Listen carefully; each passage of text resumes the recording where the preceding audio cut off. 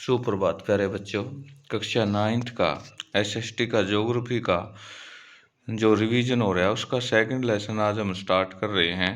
ऐसा ये सारी चीज़ आपको अच्छे तरीके से समझ में आ रही होंगी और आप इसको बखूबी लर्न कर रहे होंगे। आज जो लेसन की महत्वपूर्ण शब्दावलियाँ हैं यानी लेसन का जो मुख्य निचोड़ है उसके बारे में हम चर्चा करेंगे। सबसे पहला वर्ड है भारत का भौतिक स्वरूप कैसा है। इससे पहले हमने भारत की स्थिति और उसके आकार के बारे में जाना। लैगून क्या होते हैं? खारे पानी का पश्चात जल का कम अक्षेत्र जो कुछ अधिक या कम प्रभावित रोधिकाओं द्वारा खुले सागर से पूर्ण रूप से आंशिक रूप से अलग किया जाता है, उसे लैगून कहते हैं। यानी लैगून की क्या डेफिनेशन हुई? खारे पानी का पश्चात जल कम गहरा क्षेत्र, यानी जो कम गहरा क्षेत्र और जो अधिक कम प्रभावित रोधिकाओं द्वारा खुले सागर से पूर्ण रूप से आंशिक रूप से अलग किया जाता। भूगर्भीय अथवा सतल मंडलीय प्लेटें क्या हैं? पृथ्वी के भीतर ताप के कारण द्रवित शैलों की तरंगें धरातल की ओर जाकर उसे फाड़ देती है, जिसे ऊपरी परत फटकर बड़े बड़े टुकड़ों में बंट जाती है और जिन्हें सतल मंडलीकरण प्लेट कहते हैं। प्लेट विवर्तनिक का सिद्धांत क्या है? यह एक सिद्धांत है जो पृथ्वी पर भौतिक आकृतियों के निर्माण की व्याख्या करता है। इस सिद्धांत के अनुसार पृथ्वी की ऊपरी परपटी 7 बड़ी और कुछ छोटी प्लेटों से बनी है। प्लेटों की गति के कारण प्लेटों के अंदर एवं ऊपर की स्थित महाद्वीपीय शैलों के दबाव उत्पन्न होता है। इसे परिणाम स्वरूप वलन और मंशीकरण तथा ज्वालामुखी मुखमंडलीय क्रियाएं होती हैं। गोंडवाना लैंड क्या है? एक प्राचीन विशाल महाद्वीप जो दक्षिण गोलार्ध में स्थित है। इसके आज भी दक्षिण अमेरिका, अफ्रीका, ऑस्ट्रेलिया तथा एंटार्क्टिका सम्मिलित हैं। तराई क्षेत्र क्या होता है? यह क्षेत्र भावर से लगा होता है जो अधिक नम तथा दलदली होता है, जहाँ घने वन और विविध वन्यजीव पाए जाते हैं। भांगर क्या है? उत्तरी मैदानों की पुरानी जलोढ़ को बांगर कहा जाता है। ये बांगर खादर का बार बार जिक्र होता रहेगा।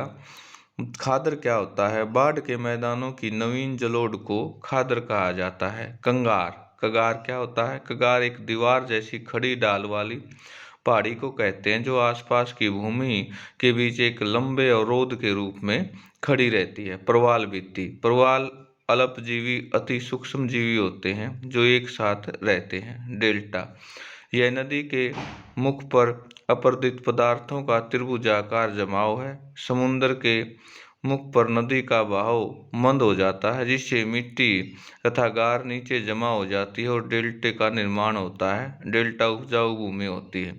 ज्वारनमुख क्या होता है? यह नदी के मुख पर संकरी और गहरी घाटी है जहाँ जल का बहाव अथवा लहरें तेज होती है और नदी का बहाव भी तेज होता है। सहायक नदी या उपनदी क्या होती है? सहायक नदी मुख्य नदी से मिलती है तथा पानी की मात्रा को बढ़ा देती है। यानी एक नदी में दूसरी उसकी ब्रांचेज नदी।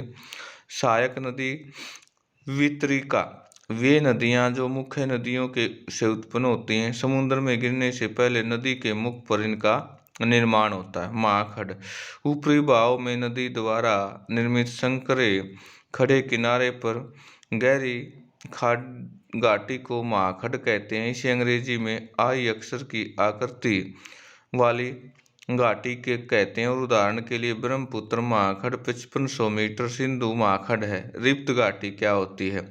यह घाटी का निर्माण किसी कमियों के कारण किसी भूभाग के दो टुकड़ों के बीच धंसने से होता है। रेत का टिल्ला या द्वारा बनी रेत की एक छोटी सी पहाड़ी को टीला कहते हैं। उन 4 घटकों के नाम बताएं जो अपनी वर्तमान स्थिति में रूप बदलने में परिवर्तित और सक्षम है। क्या? अपक्षय, भूकटाव, अपरदन, निरीक्षण, जमाव और भूकंप और ज्वालामुखी विस्फोट भौगोलिक प्रक्रियाएं। भूगर्भीय सतल मंडलीय प्लेटों का सिद्धांत क्या है?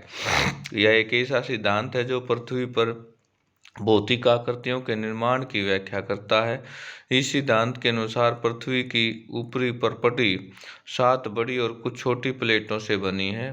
प्लेटों की गति के कारण प्लेटों के अंदर ऊपर की ओर स्थित महाद्वीपीय शैलों में बदलाव उत्पन्न होता है। इसके परिणामस्वरूप फलन, वंशीकरण और ज्वालामुखीय क्रियाएं होती हैं। चट्टानों के खिसकने के कोई 2 कारण वलय और भ्रंश ज्वालामुखी गतिविधि है।